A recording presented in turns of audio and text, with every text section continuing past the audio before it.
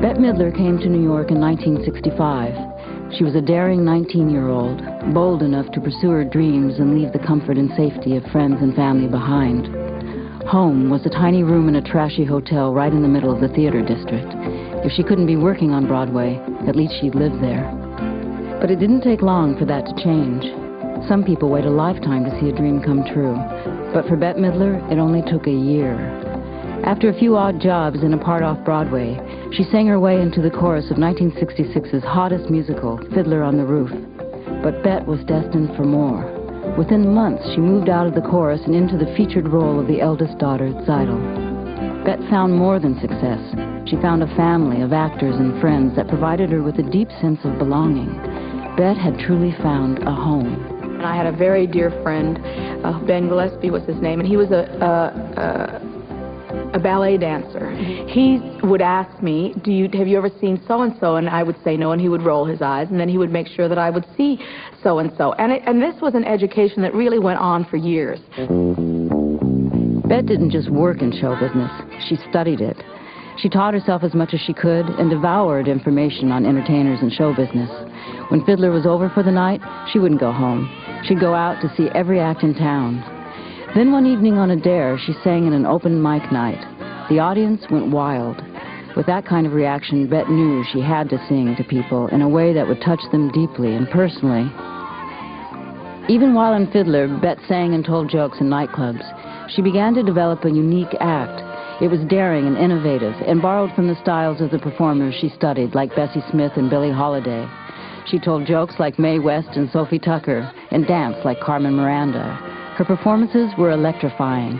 Bette was on her way to becoming the hottest ticket in New York. There were some things that I did in my life that were so free of stress, and that was one of them, where there's just joy, just joyousness, excitement, creativity, you know, pure creativity, and that was one of the times.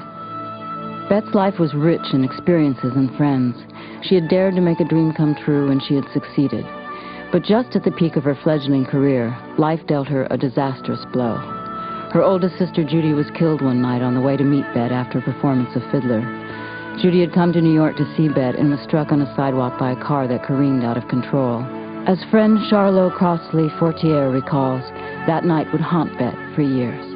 Every show, every night before we went on, there was a certain fear that she felt. And I think it was the fear that something would happen. You know, that fear that something could happen before the show to affect the rest of her life. Bette lapsed into a depression that lasted for months. When it finally ended, Bette decided on a new career direction. She'd leave Broadway and devote herself to what she loved most in life, singing in nightclubs. So what more can you say? Here she is, Bette Midler! Bette found a most unusual place to perfect her act, in a club called the Continental Baths, a combination singles bar, steam bath, and nightclub exclusively for gay men. It was here Bette created the persona that became her immortal trademark.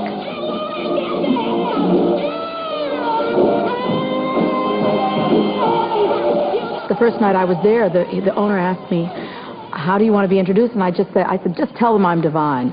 My hairdresser always called me Miss M, and he was Mr. G. And I was Miss M, and he was Mr. G, and we were a team.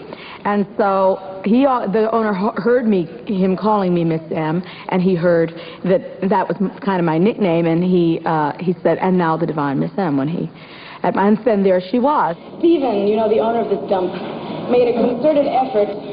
is making a concerted effort to find people who can fill my shoes or my blouses. And when I first saw her was at the Continental Baths. And it was pretty amazing because it was real, you know, verboten for women to be there, but they allowed, there was maybe 7 or 8 women in the audience and men in towels. It was a very interesting it was so weird. I mean, and anybody there'll never be anything like that ever again. Circulating, your mother is up here working. Her act was the rage of New York. Soon Manhattan's high and mighty clubgoers were lining up outside a gay bathhouse to see the much talked about Bette Midler. The thing that was so great about it was that it was this amalgam of everything that I had observed and read and been enchanted by on the silver screen. There was an Andy Warhol superstar element in there. There was a Lower East Side element. There was a bit of Broadway, but it was just a vehicle to channel all this information that I had gathered in my lifetime, and it just came pouring out of me. Bette's act included a three-piece band. Her piano player was a young musician named Barry Manilow. We got along like a house of fire right away. He has a great, great musical sense of humor. He's also a tremendous arranger. And he was a songwriter, and, you know, sometimes it was fantastic, and sometimes it was very, rough. And that's how it is with creative people. They, sometimes it works great, and sometimes you really beat each other up. 1970 was Bette's biggest year. Her act at the Baths was so sensational, she attracted the attention of Johnny Carson, the king of late-night television. Bette knew she had finally arrived when Carson booked her for a song and an interview. At 24, she walked on The Tonight Show virtually unknown and walked off as the most talked-about talent in the country. And that wasn't all. Soon after, record mogul Ahmet Ertegun visited Bette's act to see what it was like. When he saw the crowd go mad about Bette, he proposed a record deal on the spot. I had no idea what she sounded like. After she sang her first song, the place went crazy.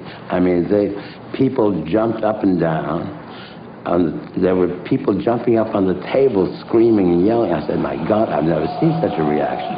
So right after the show, I went up backstage. I went up to her dressing room, and I said, Miss Midler, you are fabulous, and I would love you to be on Atlantic Records. And she was delighted. And it just was that simple. But fame brought a new challenge. Would America buy her act? Or would she be just another footnote in show business history? Ever daring to take a risk, Bette decided to take her act on the road. It was a boisterous blend of sequins, feathers, gold lame, great songs, and lots of attitude. Just for fun, she added a backup trio, the Harlettes. Come on along and listen to the lullaby of Broadway, the hip-hooray and ballyhoo, the lullaby of Broadway, the rumble of the subway train, the rattle of the taxi, the daffodils will entertain, and Angelo's and Maxie's well. You know, the first thing you had to be was professional. Yes. And you had to look good, and you had to know how to have fun. Yeah. Bette is about fun. And a great and you had to be smart. Yeah. You had to be smart and, like, semi-well-read, You had to be like Ivanhoe. You had to be entertaining. And you had to be, underneath all of the intelligence and fabulousness, there was some slight slutness that went on. Yeah, whorishness. But or that often hoishness. came with the look. That didn't did have to be the essence of the girl. Yeah. I would represent that mode. The Harlettes added sex appeal and sass to Bette's 1972 tour. The show sold out across the country, and Bette received standing ovations from San Francisco to New York's Lincoln Center. When it was over, she hired a manager named Aaron Russo. The winner is Bette Midler. With Russo and Manilow's help, Bette made her first album, The Divine Miss M. She dedicated it to her late sister, and after it went platinum, won a Grammy for Best New Artist. My dear, isn't that a hoot? Me and Miss Karen, what a hoot. Thank you very much. I'm surprised she didn't hit me over the head with it. Thank you very much. In 7 short years, she had gone from sidle and fiddler to an outrageous cabaret singer with a Grammy on the mantle. She was about to leave an indelible mark on pop culture and ride the 70s in a blaze of glory. That was wild. That was just wild. That was nuts. That was the 70s. Everybody was having fun. This is before everything came crashing down around everyone, and everything turned out to be bad for you, and, everybody went into rehab. So, here's to those days.